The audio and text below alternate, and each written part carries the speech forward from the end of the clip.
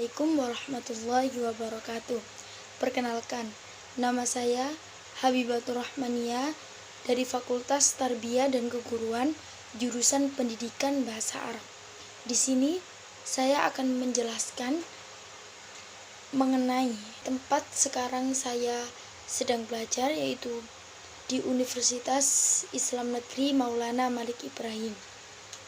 Pertama, saya akan menjelaskan akademisi mengenai Universitas Islam Negeri Maulana Malik Ibrahim.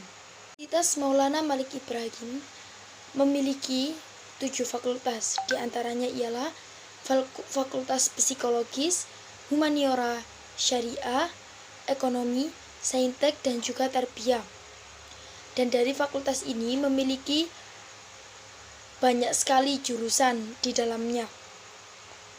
Seperti jurusan yang saya ambil di Fakultas Tarbiyah, itu ada banyak sekali jurusannya.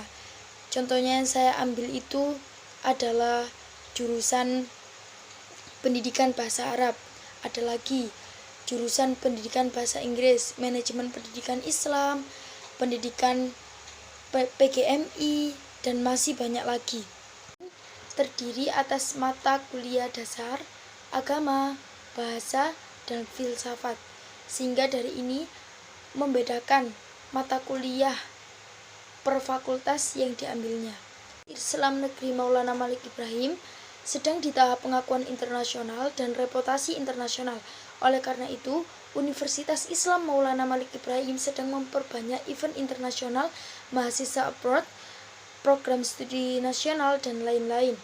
Upaya internasional ini dilakukan dengan mendorong para dosen dan mahasiswa untuk membuat jurnal internasional. Maulana Malik Ibrahim ini juga memiliki beberapa fasilitas yang menaungi mahasiswanya, seperti perpustakaan yang menyediakan jurnal-jurnal dan karya ilmiah, dan sebagainya.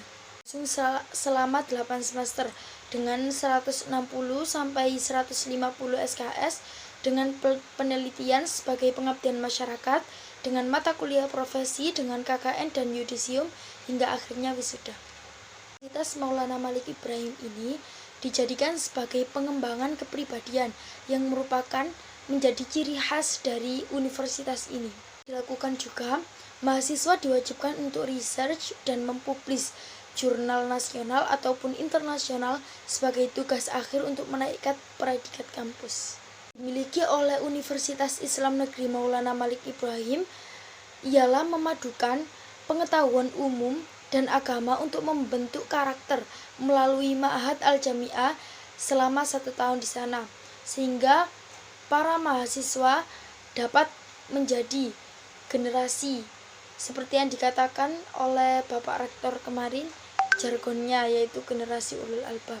Ialah generasi cendekiawan muslim yang memiliki kriteria mengarahkan secara optimal semua potensi yang dimiliki untuk mencari dan mengembangkan ilmu pengetahuan serta berijtihad dalam rangka memahami ayat-ayat Allah Subhanahu wa taala yang qauliyah maupun kauniyah. Menjadi generasi ulul albab juga harus memiliki kompetensi, yaitu secara moral, intelektual, maupun sosial. Saya akan menjelaskan bidang kemahasiswaan di Universitas UIN Maulana Malik Ibrahim. Dikatakan oleh Bapak Rektor kita, yaitu Bapak Dr. Haji Ahmad Fatah Hashim, MAG, bahwasannya mahasiswa ialah the best human material, yaitu manusia-manusia pilihan. Sebagai mahasiswa harus melakukan transformasi gaya belajar dengan mempunyai kemampuan dalam berpikir ilmiah dilandasi pengetahuan umum plus agama. Harus dipengaruhi dengan niat menegakkan agama Islam karena kita adalah rakyat berilmu. Oleh karena itu, kita harus berpikir positif diwujudkan dalam bentuk perilaku-perilaku positif. Gaya ataupun ciri khas yang dimiliki oleh mahasiswa Universitas Islam Negeri Maulana Malik Ibrahim, yaitu dengan berbicara sopan, berpenampilan sopan, sesuai dengan syariat yang diajarkan oleh agama kita.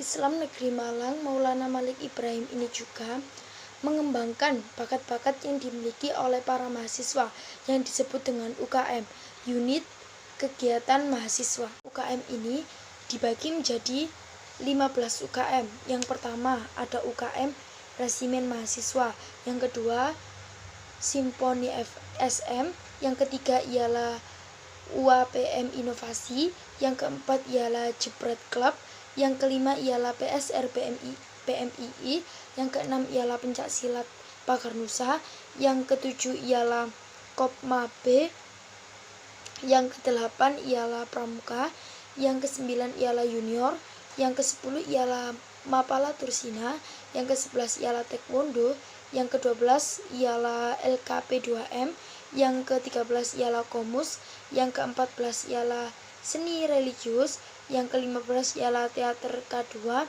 dan yang ke-16 adalah UKM PSM Gema Gita Buana. UKM-UKM ini dapat menjadi wadah untuk mengembangkan bakat-bakat yang dimiliki oleh para mahasiswa Universitas Islam Negeri Maulana Malik Ibrahim. Jika mahasiswa dari Universitas Islam Negeri Maulana Malik Ibrahim ini akan lulus, mahasiswa dituntut untuk mengumpulkan SKKM, yaitu Satuan Kredit Kegiatan Mahasiswa, di SKPII, yaitu Surat Keterangan Pendamping Ijazah. Hal ini didapat dari kegiatan non-akademik dengan skor minimal 250 poin. Mahasiswa itu tidak cukup dengan menjadi mahasiswa yang kutu buku, akan tetapi mahasiswa juga penting dalam berorganisasi, mengikuti seminar, dan lain-lain. Oleh karena itu, di Universitas Maulana Malik Ibrahim ini juga mengumpulkan beasiswa-beasiswa bagi mahasiswa-mahasiswa yang berprestasi. Jadi sangat rugi sekali jika para mahasiswa tidak mengikuti organisasi-organisasi ataupun mitra-mitra kegiatan mahasiswa yang lainnya. Sudah menjadi mahasiswa di universitas ini, kita diperbolehkan untuk mengkritik program-program ataupun apapun yang dimiliki oleh Universitas Islam Negeri Maulana Malik Ibrahim ini. Akan tetapi, jika ingin mengkritik, itu ada wadahnya, tidak sembarangan, tidak langsung ke rektor, tidak seperti itu, yaitu kepada Dewan Eksekutif seperti DEMA, SEMA, HMJ, ataupun HMPS. Akan menjelaskan tentang wadah di mana kita dapat memberikan aspirasi ataupun mengkritisi di Universitas Maulana Malik Ibrahim melalui wadah ini, yaitu Dewan Eksekutif Mahasiswa yang disebut dengan DEMA. Bangga menjadi bagian dari Universitas Islam Negeri Maulana Malik Ibrahim, karena di universitas ini kita tidak hanya diajarkan ilmu pengetahuan tapi juga ilmu agama. Keren kan? Universitas Islam Negeri Maulana Malik Ibrahim ini tidak hanya sekedar menjadi ustadz ataupun ahli agama, tetapi juga menjadi yang lainnya. Kita bisa menjadi tentara, menjadi dokter, tapi dilandasi dengan syariat, dengan agama. Ya, seperti yang dikatakan tadi, kita harus bisa berpikir ilmiah, yaitu dengan menggabungkan antara ilmu umum dengan ilmu agama. Islam Negeri Maulana Malik Ibrahim ini juga memiliki akselerasi, jadi saat semester 7 diperbolehkan mengambil semester 2, namun dengan syarat dan seleksi yang cukup ketat.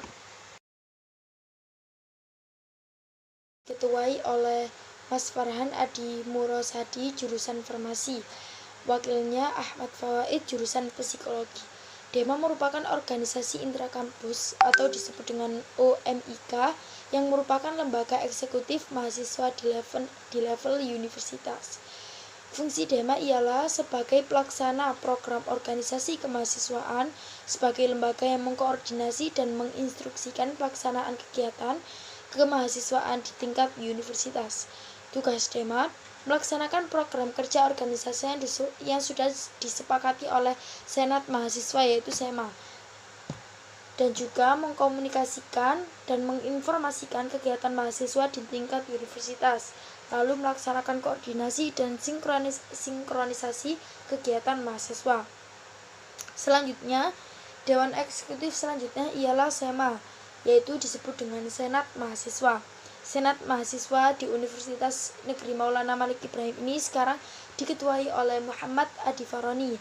SEMA merupakan organisasi mahasiswa UIN Malang yang berperan sebagai lembaga legislatif yang mengkoordinasi DEMA, UKM, dan juga HMJ. Fungsi SEMA ini ialah mengadvokasi legislasi, pengawasan, dan juga penganggaran. Tugas SEMA ialah mengawasi dan mengontrol DEMA universitas, memberikan persetujuan setiap kegiatan yang dilaksanakan oleh DEMA universitas, dan juga memberikan pengesahan setiap laporan pertanggungjawaban setelah selesai agenda tersebut, lalu memfasilitasi aspirasi mahasiswa UIN Malang dan menyalurkannya kepada pihak-pihak yang bersangkutan, mengawasi setiap kebijakan dan keputusan yang diambil oleh DEMA universitas, merancang dan menetapkan peraturan organisasi di Universitas Malang, mengesahkan peraturan DEMA universitas, menjadi mitra kerja DEMA universitas dalam melaksanakan kebijakan organisasi kemahasiswaan. Wewenang SEMA atau yang disebut dengan mahasiswa ialah Senat Mahasiswa ialah membentuk undang-undang yang dibahas dengan presiden mahasiswa untuk mendapatkan persetujuan bersama, lalu menampung dan mempertimbangkan segala aspirasi mahasiswa, lalu memberikan mandat untuk pelaksanaan PMILWA, mengawasi pelaksanaan hasil-hasil sidang SEMA, mengawasi pelaksanaan program kerja dan kebijakan DEMA universitas, turut andil dalam mengkaji permasalahan yang timbul di dalam negara, lakukan pembahasan mengenai Universitas Islam Negeri Maulana Malik Ibrahim. Saya akan melanjutkan membahas sedikit materi mengenai kebangkitan bangsa menuju Indonesia tangguh dan juga moderasi dalam beragama, karena materi ini sangat penting diberikan untuk para mahasiswa. Didengarkan baik-baik ya. Kita berada di era digital 4.0 dan akan menuju 5.0, yaitu seperti memakai hologram kata, pepatah siapa yang ingin memajukan dunia, dia harus pandai IT. Barang siapa yang tidak menjadi mahir dalam IT, maka akan menjadi budak dunia. Lah, 3 kekuatan pengubah dunia adalah kemajuan dalam berteknologi, yang kedua ialah agama, dan yang ketiga ialah pasar. Dalam hal ini, sebagai para mahasiswa, kita harus memiliki jiwa mengembangkan kemajuan Indonesia dengan memajukan teknologi-teknologi, karena seiring berkembangnya zaman, teknologi ini semakin canggih, sehingga jika kita tidak mengenali teknologi-teknologi ini, kita akan menjadi generasi yang tertinggal. Oleh karena itu, kita sebagai generasi milenial yang intelektual, kita harus tahu apa itu kemajuan teknologi, dan juga kita harus memahami dalam beragama. Apalagi di generasi seperti ini, semakin seiring berkembangnya zaman, keimanan seseorang itu semakin menipis. Oleh karena itu, kita kuatkan keimanan kita dengan menuntut ilmu agama di Universitas Islam Negeri Maulana Malik Ibrahim ini. Dan juga yang ketiga ialah pasar. Sekarang kan perekonomian di Indonesia kan mengalami penurunan. Lah, dengan perekonomian ini dapat memajukan Indonesia kan. Lah, kita sebagai mahasiswa kan kelak jadi penerus bangsa. Kita juga harus tahu bagaimana cara berbisnis, cara berbisnis dengan memajukan teknologi. Kan itu kita menggabungkan teknologi dengan perekonomian, sehingga kita bisa menjadi negara maju. Peluang UIN Malang yang pertama ialah arus utama pengembangan teknologi digital. Yang kedua ialah link dan match dengan sektor industri. Yang ketiga ialah menjadi kekuatan sosio technopreneur. Yang keempat ialah epicentrum ajaran agama inklusif. Cara bekerja pada masa depan adalah munculnya jenis pekerjaan baru akibat digitalisasi dan otomatis, yaitu akibat kemajuan teknologi ini. Nah, cara menjadi generasi unggul kita harus memiliki faktor-faktor, memiliki pokok-pokok ajarannya, pokok-pokok ajaran agama seperti keagungan moral dan spiritual, gandrung ilmu pengetahuan, memiliki digital quotient, kesalahan, peduli sosial. Ya, barang siapa yang ingin menguasai ilmu apapun, ilmu dunia maupun ilmu akhirat, yaitu harus dengan itu, seperti apa yang telah disebutkan di dalam hadis. Wa man arada dunya fa alaihi bil ilmi wa man arada al akhirata fa alaihi bil ilmi wa man aradahuma fa alaihi bil ilmi. Maka barang siapa yang ingin menguasai dunia, maka harus dengan ilmu, dan barang siapa yang ingin menguasai akhirat, maka harus dengan ilmu, dan barang siapa juga yang ingin menguasai dunia dan akhirat juga harus dengan ilmu. Oleh karena itu, kita harus menjadi generasi yang berilmu, seperti apa yang telah dikatakan dan menjadi jargon di Universitas Islam Negeri Maulana Malik Ibrahim ini. Kita menjadi mahasiswa yang berulul albab, berulil absar, dan berulil nuha. Kecerdasan yang kita miliki dengan ilmu-ilmu yang sangat luas tersebut, lah kita tidak cukup dengan hanya mengandalkan kecerdasan digital, tapi kita juga membutuhkan kecerdasan emosional. Karena sekarang banyak sekali manusia-manusia yang mempunyai banyak ilmu pengetahuan, akan tetapi mengalami sedikit moral. Kan kita menjadi generasi yang degradasi moral kan. Oleh karena itu, tidak cukup hanya pintar dalam kemajuan ilmu pengetahuan, tapi juga ilmu sosial. Selanjutnya ialah moderasi beragama. Moderasi dalam agama Islam. Definisi moderasi secara etimologi, wasatiyah berarti jalan tengah, atau disebut juga middle path, posisi tengah dan berkeadilan. Secara terminologis, pemahaman praktek keagamaan yang menjunjung tinggi kesetaraan, keberagaman, toleransi dengan berpijak pada prinsip tawazun antara resiko atau logika, teks, serta konteks. Dasar teologis, Al-Quran, Surat Al-Baqarah, ayat 143, dan beberapa hadis dalam Sahih Bukhari. Kenapa moderasi beragama penting? Karena karakter Islam sebagai rahmatan lil alamin yang menjunjung tinggi keadaban Islam dan harmoni antar pemeluk agama. Jadi Islam itu agama yang damai, tidak dengan emosi. Di zaman abad dulu sama Islam sekarang itu beda, karena dari pendatang yang menyebarkan agama Islam itu juga lewat seperti dari Nusantara gitu loh. Jadi enggak dengan kekerasan. Lalu historitas Islam di Indonesia. Jadi moderasi penting karena Indonesia kan negara yang penuh sejarah ya. Jadi menyebarkan agama Islam itu lewat sejarah-sejarah, lewat nenek moyangnya, lewat kebiasaan-kebiasaannya, seperti apa yang telah diajarkan oleh para wali-wali kita, yaitu Wali Songo. Lalu yang ketiga ialah karakter masyarakat Indonesia yang lekat dengan kesantunan dan harmoni. Jadi yaitu tadi, menyebarkan agama Islam itu tidak dengan kekerasan, tapi dengan kesantunan, dengan harmoni, dengan lemah lembut, dengan kegembiraan, tidak dengan paksaan, sehingga masyarakat dapat menerima secara terbuka seperti itu.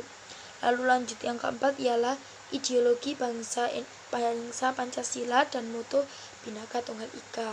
Lah, Pancasila dan Bhinneka Tunggal Ika ini kan udah jadi moto kita dan ideologi kita.